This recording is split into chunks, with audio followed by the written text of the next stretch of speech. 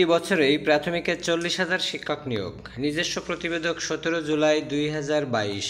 তো যারা ভাইবা পরীক্ষায় অংশগ্রহণ করেছেন বা ভাইবা পরীক্ষার জন্য অপেক্ষা করছেন, তো তাদের জন্য এই তথ্যটি আজকে দৈনিক শিক্ষায় প্রকাশিত হয়েছে। তো চলুন আমরা তথ্যটি পড়ে দেখি। চলতি বছরের মধ্যে সরকারি প্রাথমিক বিদ্যালয়ে রাজস্ব খাতভুক্ত 40,000 সহকারী শিক্ষক নিয়োগ দেওয়া হবে। বর্তমানে তৃতীয় ধাপের মৌখিক পরীক্ষা চলছে। আগস্ট মাসের মধ্যে এটি শেষ হওয়ার কথা রয়েছে। অক্টোবর থেকে উত্তীর্ণদের যোগদান শুরু হতে পারে বলে প্রাথমিক ও গণশিক্ষা মন্ত্রণালয় থেকে জানা যায়।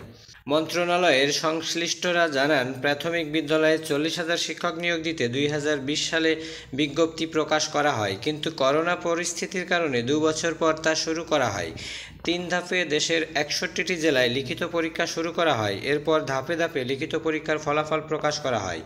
এরই মধ্যে প্রথম ধাপের মৌখিক পরীক্ষা শেষ হয়েছে। এখন দ্বিতীয় ও তৃতীয় ধাপের মৌখিক পরীক্ষা চলছে।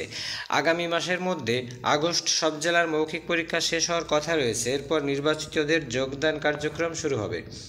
এ বিষয়ে জানতে চাইলে প্রাথমিক ও গণশিক্ষা মন্ত্রণালয়ের সিনিয়র সচিব মোহাম্মদ আমিনুল ইসলাম বলেন, প্রাথমিক বিদ্যালয়ে শিক্ষক নিয়োগ 2020-এর লিখিত পরীক্ষা শেষে বর্তমানে মৌখিক পরীক্ষা শুরু হয়েছে। এটি শেষ পর্যায়ে রয়েছে। মৌখিক পরীক্ষার ফলাফল দ্রুত সময়ে প্রকাশ করে নির্বাচিতদের যোগদান শুরু করা হবে। তিনি বলেন, চলতি বছরের মধ্যে শিক্ষক নিয়োগের সব স্তরের কাজ শেষ করে নিয়োগ দেওয়া হবে।